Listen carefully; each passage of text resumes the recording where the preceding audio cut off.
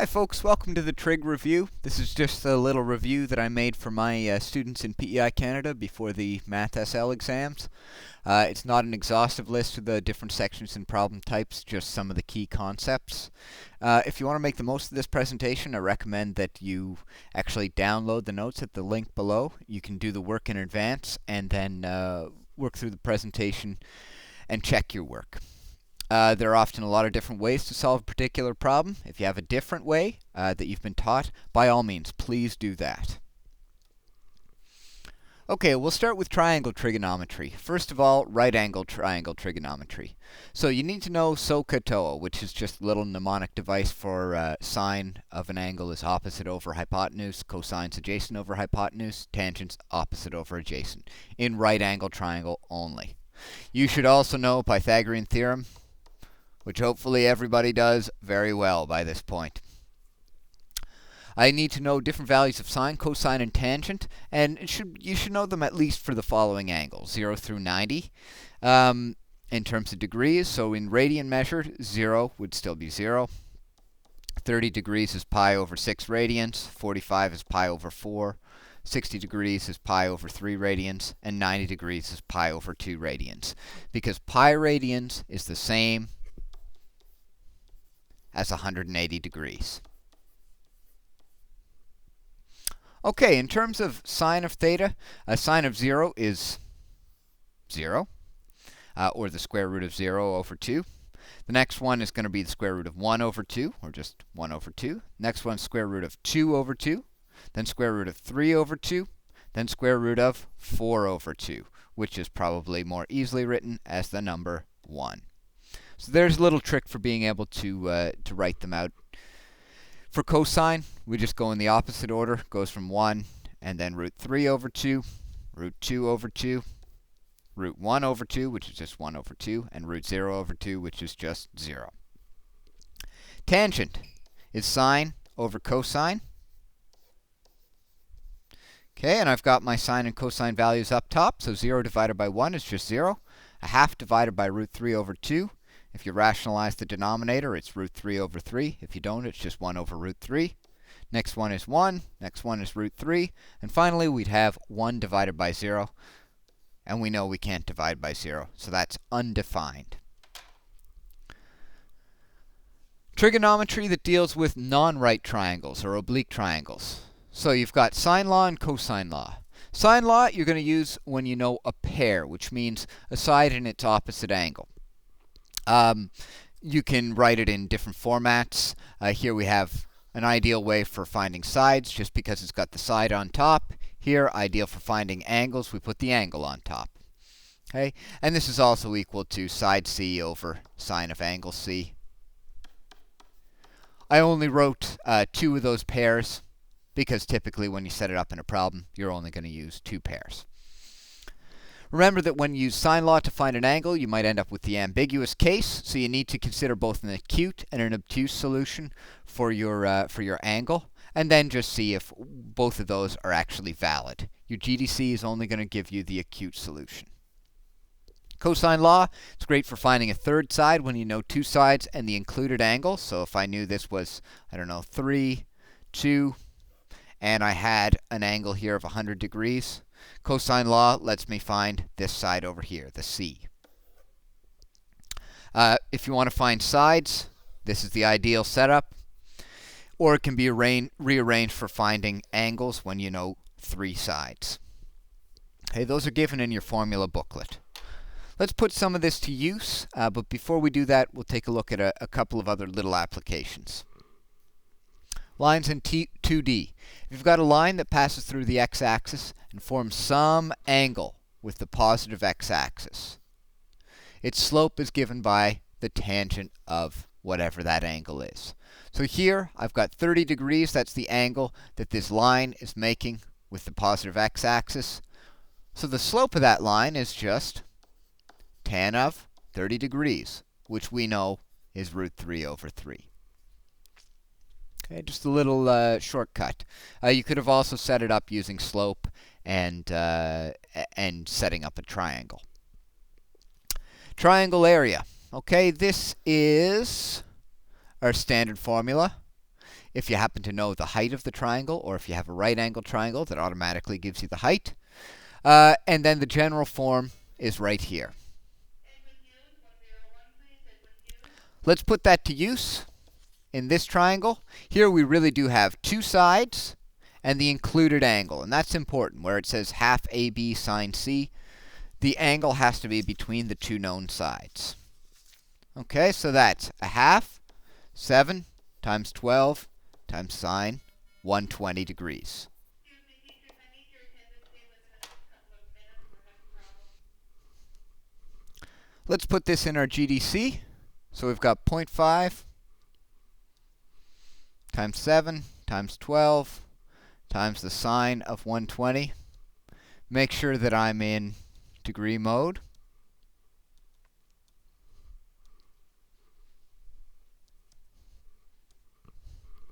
And we get 36.4 square centimeters.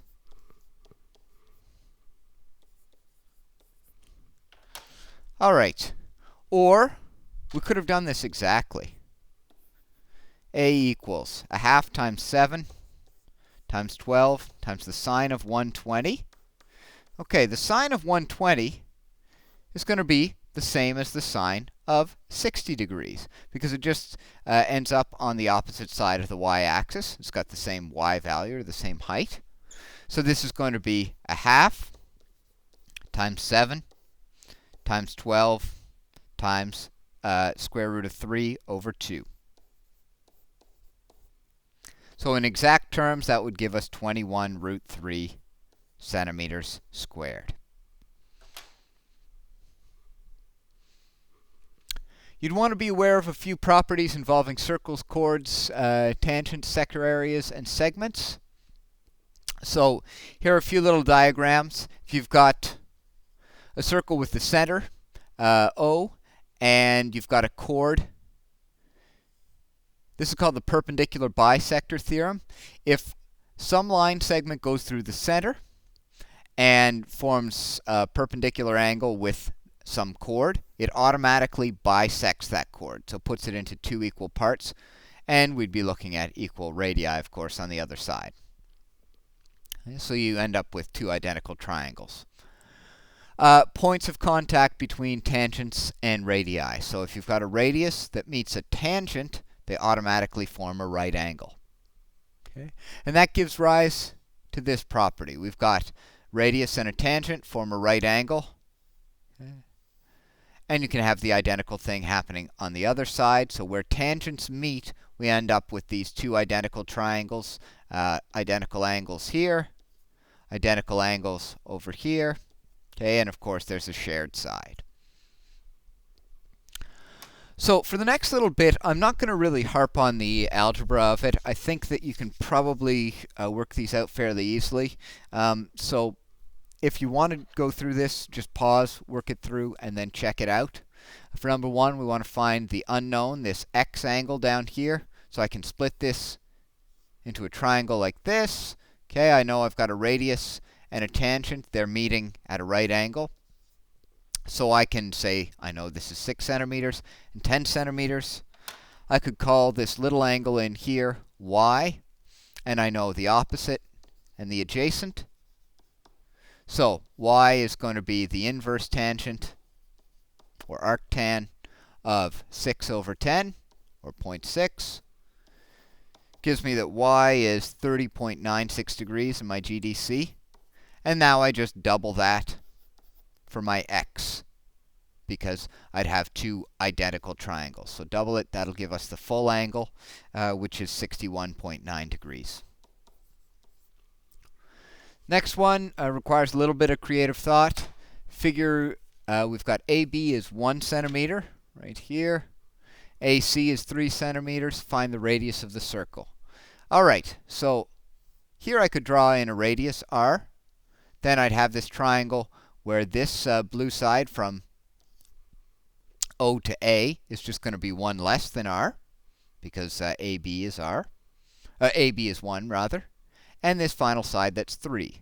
So I can set up with Pythagorean theorem, r squared equals r minus 1 all squared plus 3 squared. If I solve that, I'll get r is 5. Now we want the angle subtended by the chord at the center of the circle. So now that we know this, we've got this triangle that has a length of AC, from AC of 3. And we know that we've got 5 for our radius of the circle. Okay, and I want to find this angle in here. I know opposite. I know hypotenuse. So theta is just going to be the inverse sine, or arc sine, of 3 over 5. Which will give us 36.9 degrees. Or we could work in radians. Sectors. I've given the formulas here in terms of degrees, but they're given in terms of radians in your formula booklet. We should be able to work with them either way. It should be pretty straightforward. All of our formulas for, say, triangle area work in radians as well. It's just that a triangle, instead of adding up to 180 degrees, would add up to pi radians. They mean the same thing. Find the area of the triangle OAB. Okay, well, what do we know here? We don't really know enough. What I meant to put on here is that we've got 12 centimeters for our radius. Okay, so now it's pretty straightforward. This is just going to be a half times 12 times 12 times the sine of 110. Okay, just setting it up with your area formula, pretty straightforward. 67.7 units squared. Again, if you want to do this so that you're making sure your work is good, you might want to pause and then just check. The area of the shaded sector OAB. Or sorry, not the shaded sector, but the sector OAB. So sector area comes from theta over 360. It's 110 over 360. Times pi times r squared.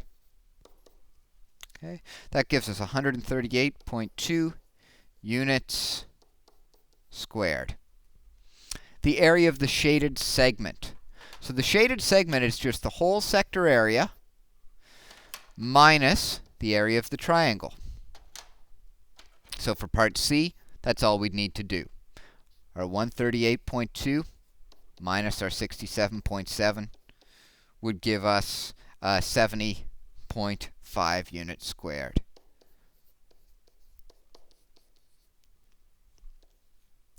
Now, if you'd kept more sig figs, you'd actually end up with 70.6. We won't worry about that too much, though.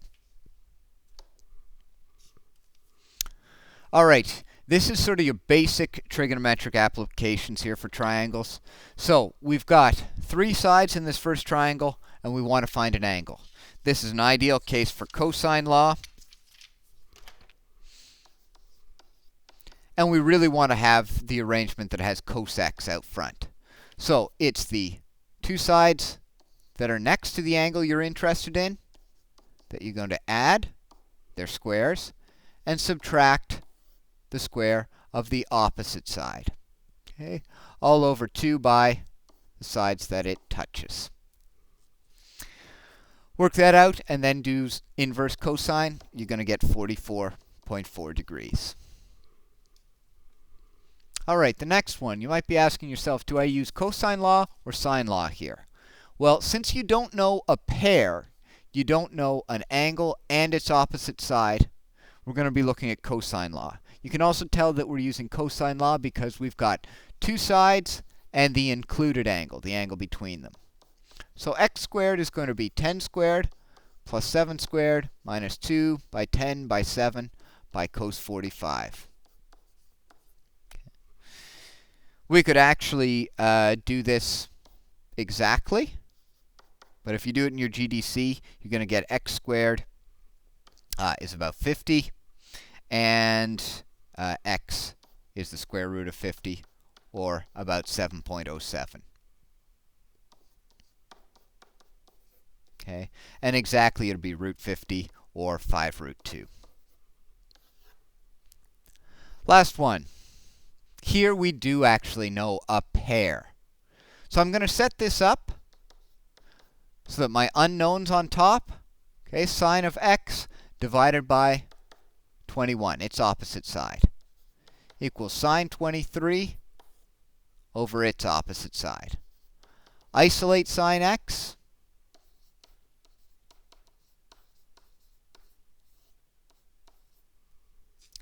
Find the inverse sine, or arcsine, of that, and we get x equals 43.1 from our GDC. Here's where you have to be really careful. We've found a solution for an angle using sine law. There could be two solutions, though. Our GDC said it was 43.1, or it could be 180 minus that 43.1 from ambiguous case, which would be to 3 sig figs 137 degrees. And really, in this case, the diagram suggests the 137 degrees.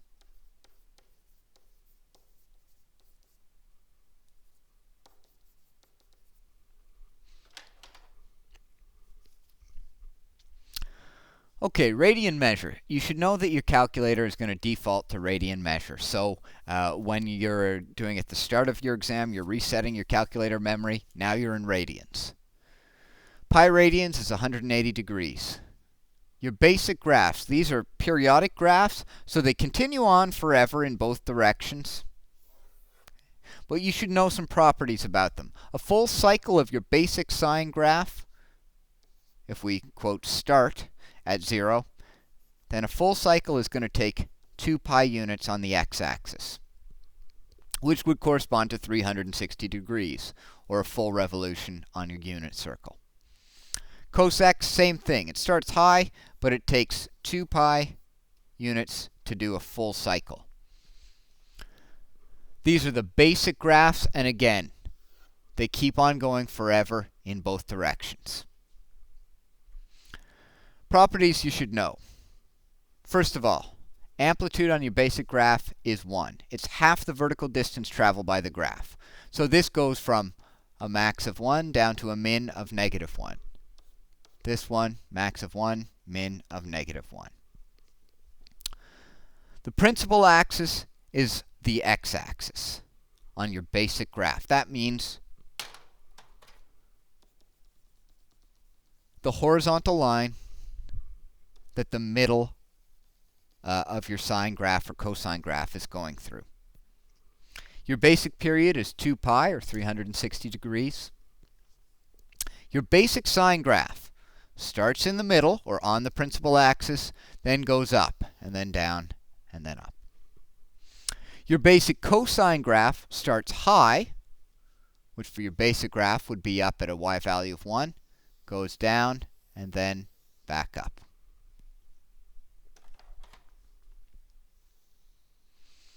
Tangent graph.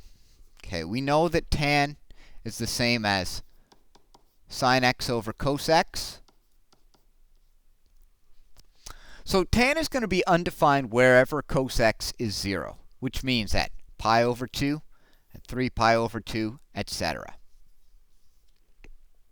That means we get vertical asymptotes at x equals pi over 2, at x equals 3 pi over 2, and so on. If we kept on going to the left, we'd have one at x equals negative pi over 2. All those places that cos x is 0. The graph of tan x is periodic, but it's only got a period of pi, so it's half as big as the period of sine and cosine.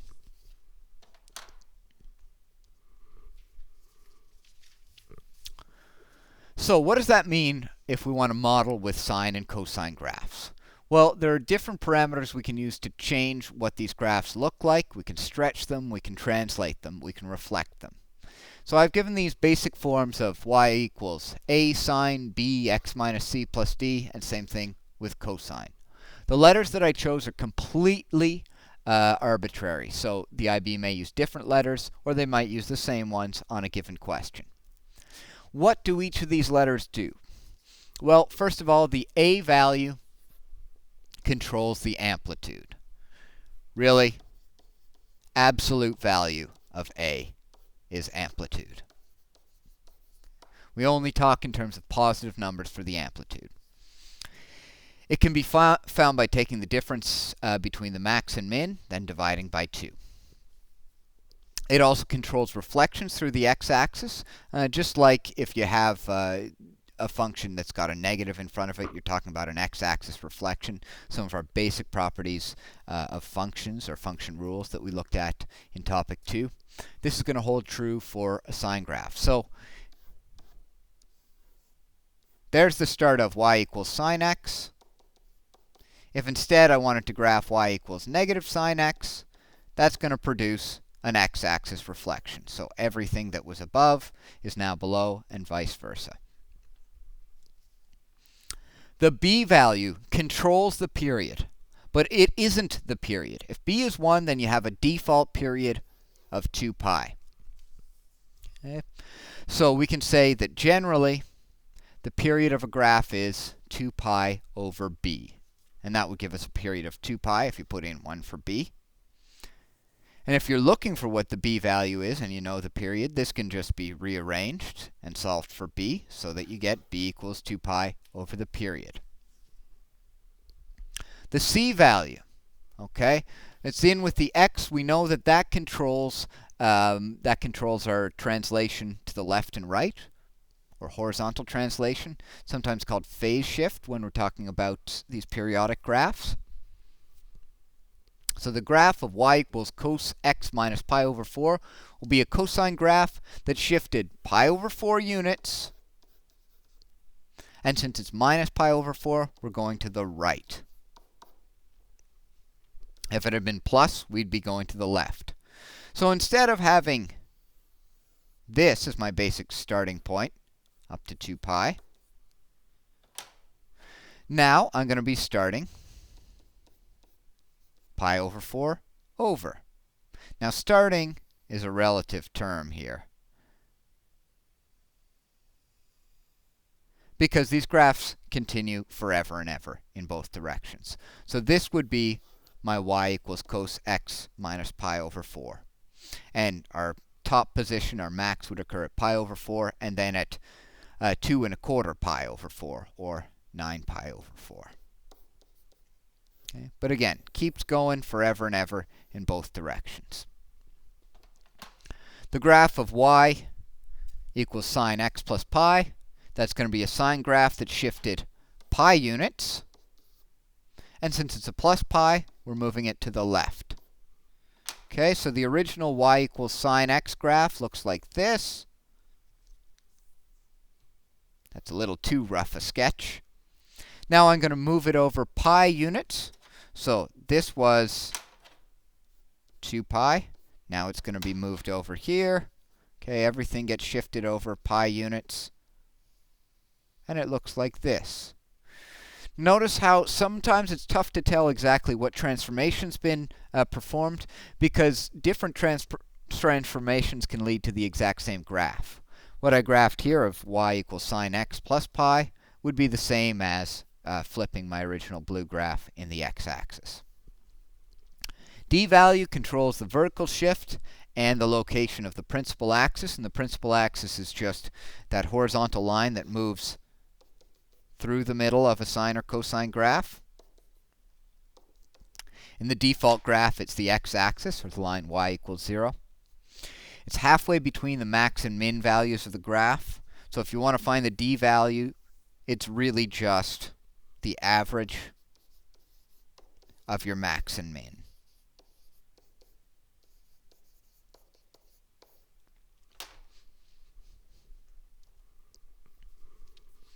All right, let's put this to use here. The graph of f at x equals p cos q x minus r plus s. This has got all the different parts to it. So we're going to have to find amplitude, period, use period, find a horizontal shift and a vertical shift. It's shown below for the domain 0 to 10. Okay, let's look at what we know. We've got a max at 3, 2, and we've got a min at 7, negative 8. We want to find the amplitude of this function. So we said it was the difference between max and min divided by 2. So for us, we've got a max of 2 a min of -8 divided by 2 equals 5. Another way to think of it is there are 10 units in between the top and bottom. Divide that by 2 and you get 5 for your amplitude. All right, Q has something to do with the period. Now let's see here. We had an x value of 3 at a max. We had an x value of 7 at our min. That's not a full cycle, though. That's only half a cycle. So we'd expect to need another 4 units to finish off the cycle. And we could expect another max up here at 11 too. Meaning that we have a period of 8. So half a period was 4 units. Our Q is the same as what I called B on the last slide. It's going to be 2 pi over that number. Or simplified, pi over 4. Okay, this is a cosine graph. Cosine graphs start high generally. So, this starts high and it's starting at an x value of 3. Regularly, a cosine graph should start high at an x value of 0. Okay, this would be our basic cosine graph. Would start up here and then is going to move like this. This has been shifted over to the right then. So it's been shifted right 3 units, or translated right 3 units.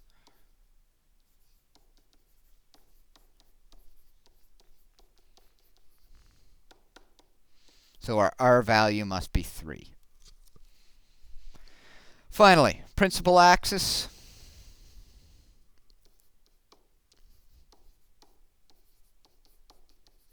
Occurs at y equals the average of your max and min.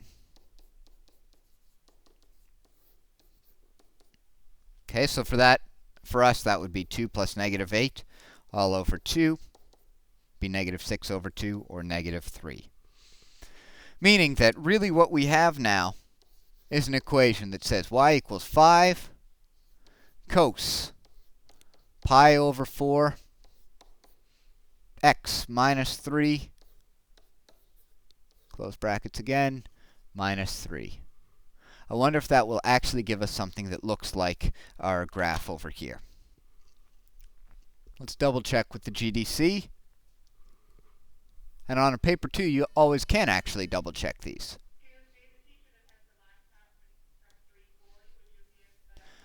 5 cos pi over 4 of x minus 3, close brackets, minus 3. I'll set some window settings that look similar to what we had before. So 0 to 10 for my x's. Y's are going to a min of -10 and to a max of 5. Doesn't look too good. So if this were your paper 2, you wouldn't want to freak out at this point. You'd want to troubleshoot. I wonder if I'm in degree or radian mode.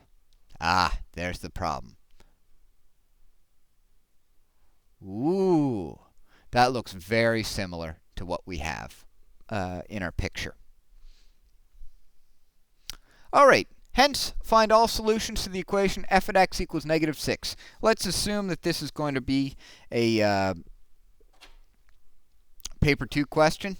So I would put in f at x in my y1, -6 in my y2, and look for their points of intersection. Luckily, I've already done the graph.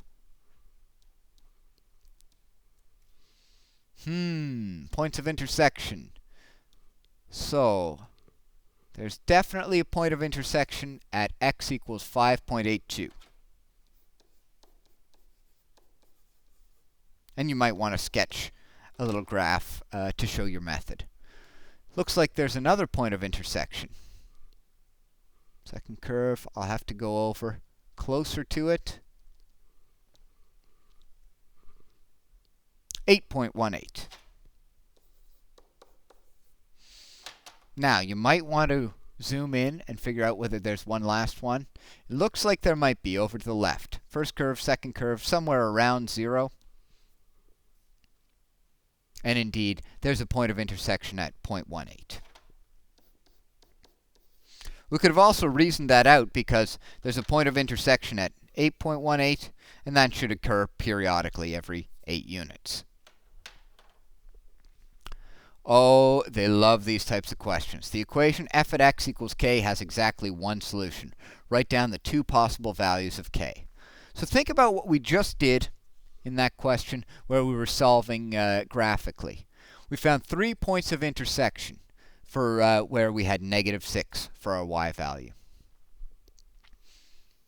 Think of all the different equations you could set up here, and you'd have basically a vertical, or rather a horizontal line that you're passing through the graph. So right here, I'm going to have 3 solutions, 3 solutions, 3 solutions, 3 solutions, 2, 2, 2, 2, ding, ding, ding. There's one solution where y is -8.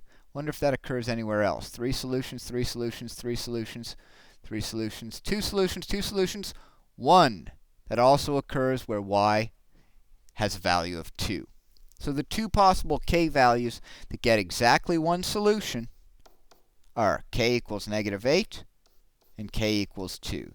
They're really asking you, do you understand the concept of a graphical solution here?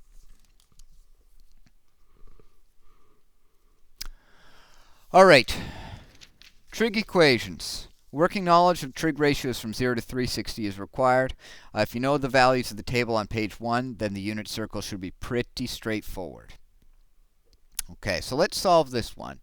2 sine of x over 4 equals root 3 for 0 to 10 pi. What I want to do here is isolate my trigonometric term, or my trig ratio, and I get root 3 over 2. That sounds familiar. I know that there were places where I had a sine of root 3 over 2. It happened at 60 degrees, okay, which would be pi over 3 radians. But I should also have another place in my unit circle where that happens. I've got the same y value, or the same sine over here at what should be 60 degrees from the x-axis on the other side, which would mean in total 120 degrees, or 2 pi over 3. So if you know the unit circle really well, or if you can draw it quickly, you probably don't need to do all this reasoning out from the x-axis, but this is one way that I like to do it. So it seems like there are two angles that work here. For sine x over 4, or to have a sine of root 3 over 2, you can have an angle of pi over 3, or you can have an angle of 2 pi over 3. But we should realize that this is periodic around 2 pi. Sine values recur every 360 degrees, or 2 pi units. So my general solution is going to have a plus 2 k pi, where k is going to be some kind of integer.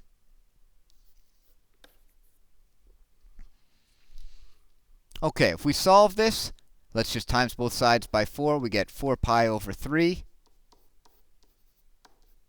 plus 8k pi. And this would give us x equals 8 pi over 3 plus 8k pi.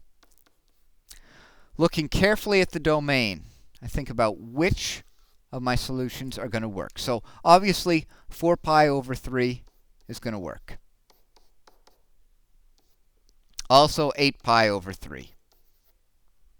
Now I can put different values in, different integer values in for k, and see if it works in my domain.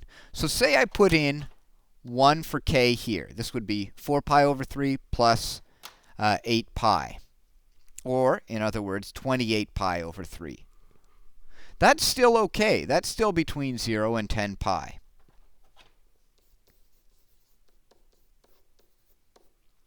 If I put in 1 for k here, I'm going to get 8 pi over 3 plus 8 pi, or 32 pi over 3.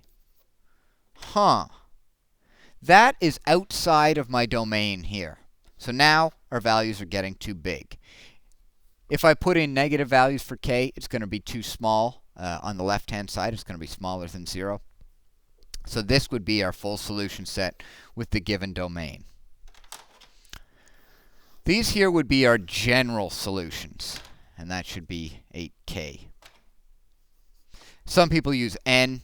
The choice of letters, again, arbitrary, doesn't make any difference. Sometimes you can end up with questions where you've got a combination of trig equations and quadratic equations. So this one here should raise some alarm bells. We've got a 2 sine squared. Looks like a quadratic. And in quadratics, generally, you want to make one side 0. So let's do that.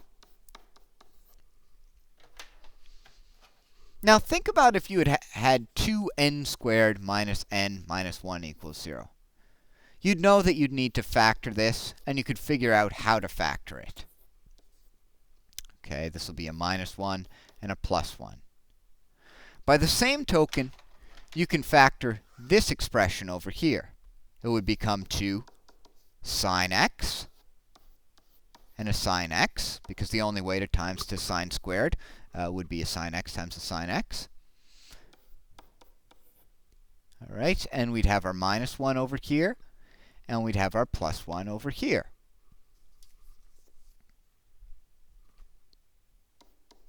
This gives us a mini equation, 2 sine x plus 1 equals 0, or 2 sine x equals negative 1. Sine x is negative a half. Okay. Think where that occurs. And for me, I'd be thinking about sine x is a half at 30 degrees. And I have negative signs right here and right here. So this would be 30 degrees and 30 degrees. Or if I went for my angle in standard position, 210 degrees, 7 pi over 6. And then 330 degrees, or 11 pi over 6. So those must be the angles we're talking about. X equals 7 pi over 6 and 11 pi over 6. Since my domain's restricted here to 2 pi, I don't really have to take a look at the general solution, though it would be nice if I did. Sine x minus 1 equals 0. Means sine x equals 1. Okay, and there's only one place where that occurs, between 0 and 2 pi. That's right here at 90 degrees, or pi over 2. So these would all be solutions. I had to factor, get my 2 elementary equations, and find the corresponding angles for each of their scenarios.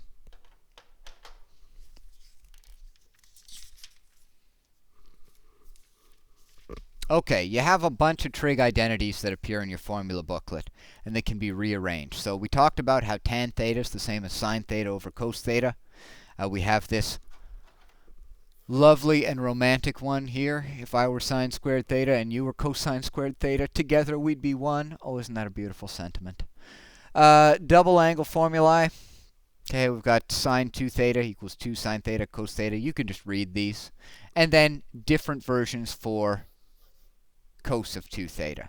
So you can turn it into this one, or by combining it with this up here, turn it into this or this. Don't necessarily need to be memorized, but you do need to make sure you can find it quickly in your formula booklet. Okay, tangent equations. So if I had tangent of x minus pi over 4 equals root 3, I'd say to myself, and it's solving for all x, so the general solution. I have to ask myself, where do I have a tangent of root 3? Well, the first place it occurs is going to be at 60 degrees, or pi over 3 radians. That means x minus pi over 4 is pi over 3, plus k pi in this case. Okay. Because tangent functions are periodic with a period of just pi. Now I can add pi over 4 to both sides, and I'd get 7 pi over 12 plus k pi where k is an integer. So that's going to give me all the different possible solutions to this at 7 pi over 12, at 19 pi over 12, and so on. All right, sometimes they like to put them together so that you've got a sine and a cosine in the same question. Generally, if you see sine and cosine, and that's it in the question, you can rearrange this so that you get it as a tangent equation. So I could move my cosine over here. And if I divided both sides by cos x, I'd have sine over cosine, which is just tangent.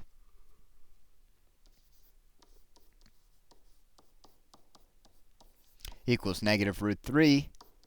Tan x equals negative root 3 over 3. Okay. Where does that occur? Well, I know root 3 over 3 occurs at 30 degrees.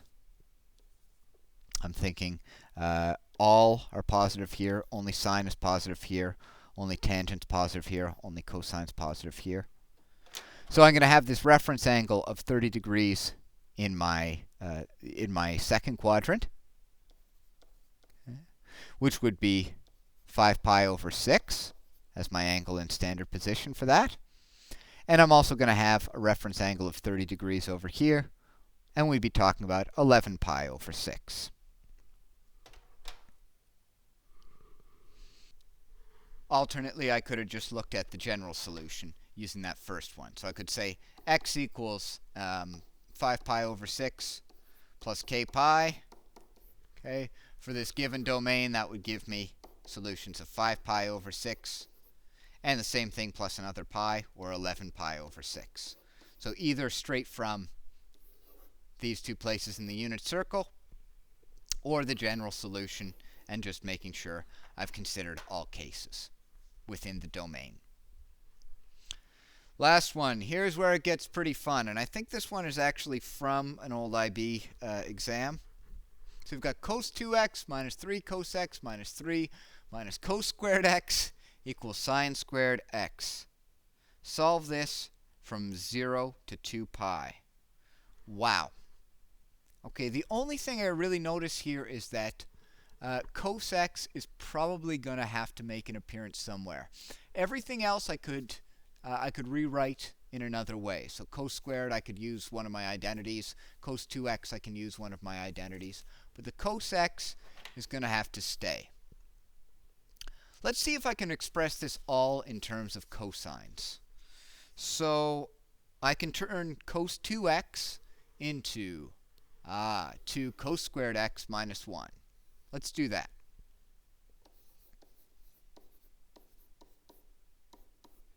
Then I'd have my minus 3 cos x minus 3. Oh, there might be something slick I can do over here. Looks like this will be quadratic anyway, so I might as well make one side 0.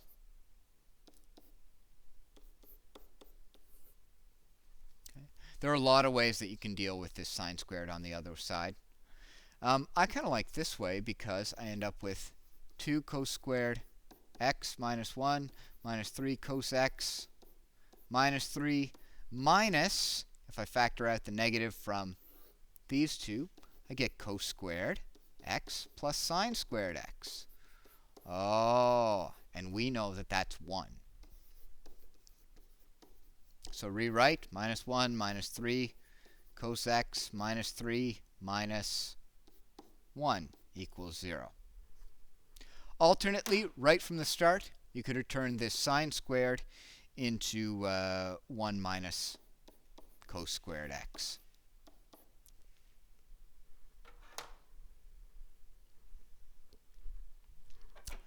All right, that gives us 2 cos squared x minus 3 cos x minus 5 equals 0. Again, it's a quadratic. Let's factor it. We're going to have a 2 cos x and a cos x. We've got a prime number on the end. That's a gift. So either the 5 goes here and the 1 goes here. Let's see, is that going to work out for us? Oh, yes, it is. If we make this one positive and this one negative, If I FOIL that out or use the distributive property, I'll get 2 cos squared x minus 3 cos x minus 5. Each of those has to yield an elementary equation. So I get 2 cos x minus 5 equals 0, or 2 cos x equals 5, or cos x equals 5 over 2. You should know that this is impossible. You can't have cosine values that are greater than 1. You can justify that from the graph. You can justify it from the meaning of cosine being adjacent over hypotenuse. You can't have the bigger number on top. Okay, so this yields absolutely no solutions. Then we'd have cos x plus 1 equals 0, or cos x is negative 1. If you think of your unit circles as your x values being your cosine, your y's being your sines. Cos x is negative 1 at 180 degrees or at pi. Don't have to look at the general solution here because I'm limited from 0 to 2 pi. All right, so that's a fair bit to go through in a fairly short amount of time. You may want to brush up on some of this stuff outside of this video, but hopefully that's sort of got you at least thinking about your trig material. Tune in for another review.